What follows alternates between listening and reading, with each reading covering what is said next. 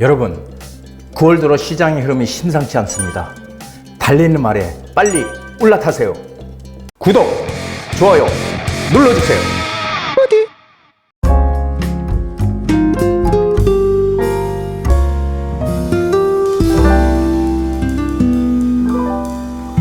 부동산 DJ. 안녕하세요. 부동산 DJ 한정훈입니다. 자, 오늘 주제는요, 시장 흐름이 심상치 않다, 달리는 말에 빠르게 올라타라, 이런 주제로 준비를 해봤습니다. 자, 6.27 대책이 나오고, 그리고 9월 달에 9.7 대책도 나왔죠. 대책이 지금 슬슬 나오고 있는데 시장 상황은 그렇게 크게 변하지 않고 있습니다. 그리고 오히려 시장의 흐름이 수상쩍습니다. 과연 어떻게 우리는 해야 될까요? 자, 먼저 세미나 공지합니다. 10월 1일 수요일 2시고요. 주제는요, 마지막 역세권 투자 기회를 잡아라. 가장 가치가 높은 곳, 여러분들 모르시죠? 가장 가치가 높은 역세권, 빠르게 투자해야 됩니다. 지금 더 늦추면 절대 안 되는 지금 상황으로 시장은 흘러가고 있다는 거 여러분들 기억하시나요? 제가 예전에 지금 이 타이밍이다, 사야 된다, 그때 여러분들 구입하셨어요? 안 했죠? 지금 또 똑같은 상황이 반복되고 있다는 겁니다. 자, 마지막 역세권 투자 기회를 잡아라. 많이들 오셔서 여러분들이 돈 되는 정보 얻어가시기 바랍니다. 선착순 예약 필수고요. 그리고 1:1 개별 상담 문은 활짝 열려 있으니까요, 언제든지 전화 주시면 제가 상담을 해드리겠습니다. 자, 일단 시장 흐름 한번 보시죠. 시장 흐름은 지금 하락장이라고 얘기하는 분들이 가끔 있어요. 일반인 분들도 그렇고, 지금 부동산 떨어지는 거 아니야? 주택가격 떨어지는 거 아니야? 이렇게 물어보는 분들 계시거든요. 떨어지는 게 아닙니다. 지금 계속 오르고 있습니다. 단지 오르고 있는데 예전에 오름폭이 너무 컸는데 그 오름폭이 점점 줄어들면서 오르고 있는 거예요. 이게 정확한 것입니다. 자, 근데 시장 흐름 보면 전국 아파트 매매 가격 플러스 0.04.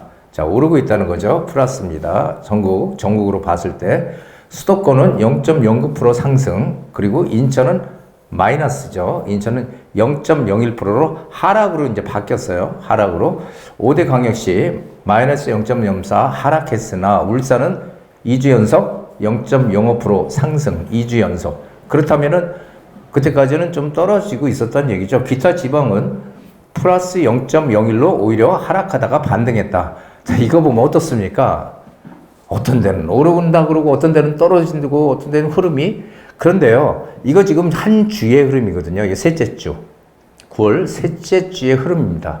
여러분들, 이 단기간 이 한 주의 흐름을 가지고 시장을 이렇다 저렇다 얘기하면 맞을까요? 틀릴까요? 맞지 않는 거예요. 한 주의 흐름을 가지고 하면 안 됩니다. 최소한도 이렇게 돼야죠. 서울은요, 34주 연속 상승하고 있다. 지금 하락하고 있는 게 아니고요, 상승하고 있다. 성동, 광진, 송파 재건축 단지, 역세권 지역, 한강변 지역을 중심으로 해서 매수세가 강화되고 있다. 오히려 지금 매수세가 강화되고 있어요. 9월 7일 날 대책이 나왔는데도 불구하고 지금 시장이 이렇게 지금 가고 있다는 거 여러분들 아시고 계시나 모르겠어요. 지금 떨어진다고 생각하는 분들은 생각 자체를 좀 바꾸셔야 될 것 같아요. 보면은 성동구가 가장 많이 올랐죠. 서울 같은 경우는 성동구가 0.62%, 송파가 두 번째네요. 0.54, 중구, 서울의 한복판, 강동구 0.43, 동작구 0.33, 은평구는 0.01, 그 서울 평균 0.21% 올랐다.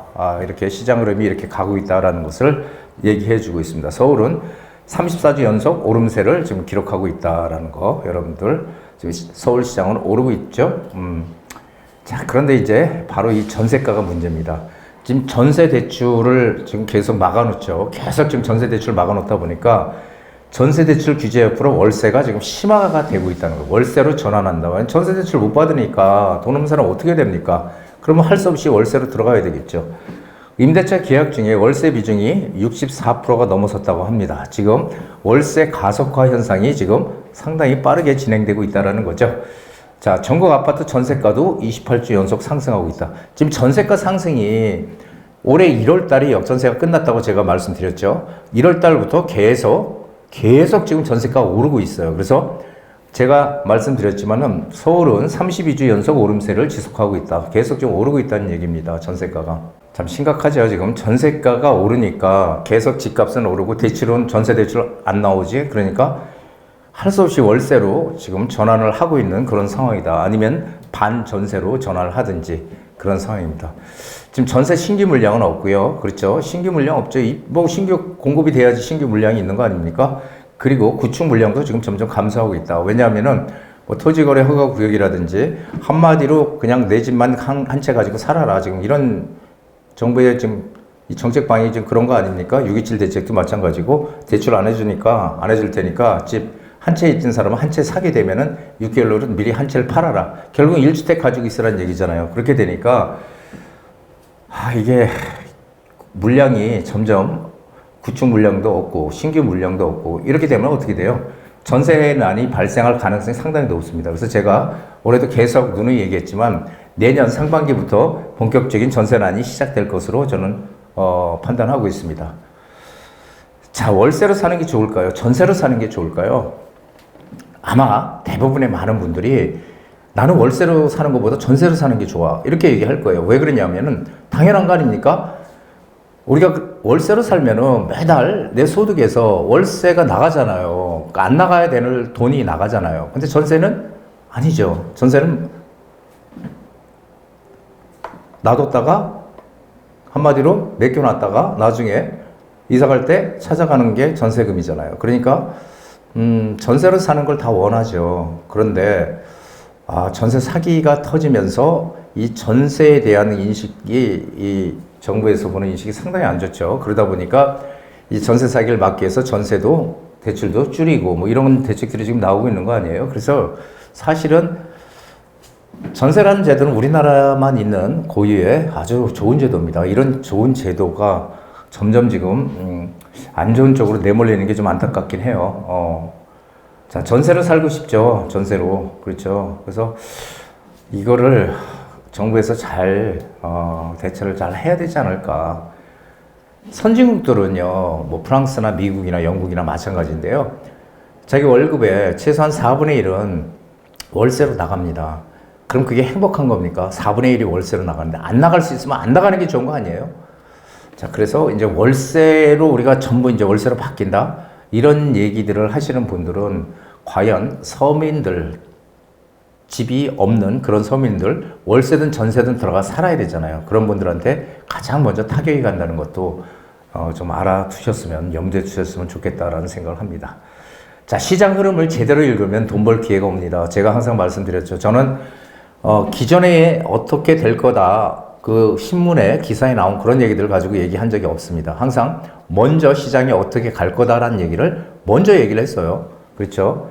현재 시장은요, 제가 항상 말씀드리지만은 악재보다 호재가 지금 큰 시장입니다. 악재보다 호재가. 악재는 뭐 있어요? 악재는 정부 규제? 그거는 뭐, 예, 규제. 그거는 진보 정권이 들어오면 항상 규제가 나오는 거니까, 규제.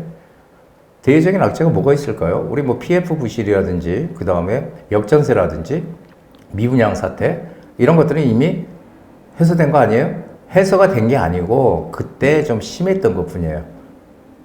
그렇죠. 그래서 지금 그런 얘기 하는 사람도 별로 없잖아요. 자, 그래서 지금은 특별한 호재는 없어요. 경기가 안 좋아, 경기. 경기 침체. 침체, 그렇죠. 지금 경기 좋다고 얘기하는 사람 아무도 없어요. 그런데 가만히 또 생각을 해보면은, 과연 경기가 좋은 적이 있었나? 이런 생각도 가끔씩 해봅니다. 왜냐면은 항상 매년마다 제가, 최근에 매년마다 그 다른 분들한테 물어보면 경기 전부 다 안 좋다 그러지, 좋다 그러는 걸 한 번도 들어본 적이 없거든요. 한 10년 동안. 그래서, 이게 경기 침체, 경기가 지금 안 좋은 건 맞습니다. 성장률 떨어지고. 자, 미국 기준금리가 0.25% 인하했습니다. 그래서 우리나라랑도 이제 금리 격차가 좁혀지고 있죠. 자, 이렇게 되면은 어떻게 돼요? 당연히 우리도 인하할 수밖에 없습니다. 이게 전 세계적인 추세예요. 그러니까 미국이 기준금리 인하, 미국만 인하하는 게 아니고요. 통화 정책의 방향이 금리 인하로 전 세계 통화 정책 방향이 바뀌었기 때문에 전부 다 금리 인하 쪽으로 돌아서는 겁니다. 우리도 당연히 인하하겠죠. 단지 다음 달에 인하하느냐, 다다음 달에 인하하느냐, 이런 어떤 시간적인 문제일 뿐이지 금리 인하는 당연히 하는 겁니다. 그래서 기준금리 인하는 이게 기준금리를 낮춰도 시장에 크게 영향이 없지 않느냐 이렇게 얘기하는 분들이 있는데요. 기준금리를 인하한다고 해서 시장에 바로 반짝하게 효과가 나타나는 거 아닙니다. 대출 규제 같은 효과는 시장에 강하고 빠르게 영향을 줍니다. 하지만 그 효과는 오래 못 갑니다. 단기간에 불과해요. 그래서 정부에서 6.27 대책에 이어서 9.7 대책을 내놨죠. 공급 대책까지 내놨는데 시장에서는 별로 그렇게 반응이 별로 그렇게 오지 않고 있다는 게 지금 문제죠. 자, 기준금리 인하는 단기가 아닌 중장기적으로 시장에 영향을 미칩니다. 중장기적으로. 시간이 가면 갈수록 시장에 큰 영향을 미치게 되는 게 기준금리예요. 그래서 우리 기준금리가 어차피 이제 계속 인하 추세로 가는 건 뭐 당연하고요. 우리도 인하할 거고 시간의 문제일 뿐이다. 자, 그 정부의 공급 대책으로 공급 부족 해소가 가능할까요? 지금 뭐 서울에 집이 부족하다 이런 얘기들 많이 하는데 그런데 지금 정부에서 내세우고 있는 건 가장 큰 게 뭐예요? 공공이에요, 공공. 공공 위주의 공급. 이거는 분명히 한계가 뚜렷합니다. LH공사에서 주도해서 공급을 늘리는다는데 LH공사 빚이 엄청나게 많잖아요. 거기서 품질 좋고 값싼 주택이 나올 수 있을까요? 나올 수 없어요. 어떻게 값싸고 품질 좋고 한 주택이 값싸게 나올 수가 있을까요? 그래서 참 문제입니다. 그 한계가 분명히 뚜렷합니다. 그래서 민간 위주의 공급으로 공공과 민간의 역할을 구분해서 민간 위주의 공급 그리고 민간에서 못하는 것들을 공공이 대신 역할을 해주는 즉 임대아파트 임대 공공으로 민간으로 하는 게 아니라 임대아파트나 분양아파트 공공 분양아파트 이런 것들을 위주로 그러니까 집을 꼭 못 사는 분들을 위해서 하는 역할 분담을 제대로 해야 되지 않을까. 민간까지 공공이 손을 내미는 건 상당히 좀 문제가 있다. 그렇게 되면은 문재인 정부 시즌2가 될 것이다 라고 저는 감히 생각을 하고 있습니다. 그래서 역대급 공급 부족과 지금 역대급 공급 부족이죠. 내년은 더 말할 것도 없고 후년도 말할 것도 없습니다. 계속 공급이 2029년까지 부족해요. 그래서 역대급 공급 부족과 금리 인하 추세, 이런 추세, 이 두 가지의 부동산 시장으로 봐서는 호재죠. 이 두 가지 호재로 해서 시장의 상승 흐름은 계속 이어질 수밖에 없을 것이다 라고 저는 판단을 하고 있습니다. 자, 6억 대출 규제, 6.27 대책이죠. 6억 대출 규제 이후 빌라 시장으로 쏠림 현상이 지금 커지고 있다. 왜냐하면 대출 규제의 영향에서 벗어나 있는 이 재개발 빌라로 방향을 선회한다. 자, 제가 항상 말씀드렸지만은 이 도심의 집을 공급할 수 있는 유일한 방법이 재건축과 재개발이라고 했잖아요. 근데 재건축은 지금 투자금도 너무 많이 들어가고요. 그렇죠? 재건축 아파트 살려면. 그렇다면 우리가 선택할 수 있는 작은 금액으로 선택할 수 있는 건 재개발이거든요.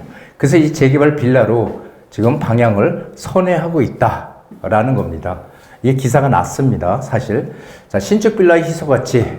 그 중에서 빌라 공급이 지금 거의 없거든요. 지금 계속 전세 사기니 그 다음에 이런 토지 값 급등, 원자재 값 급등 이런 것들로 인해서 사실은 공급이 안 돼 있는 상황입니다. 지금 안 되고 있는 상황인데 거기에 더 그래서 이 신축 빌라의 희소 가치는 어마어마하게 지금 커지고 있습니다.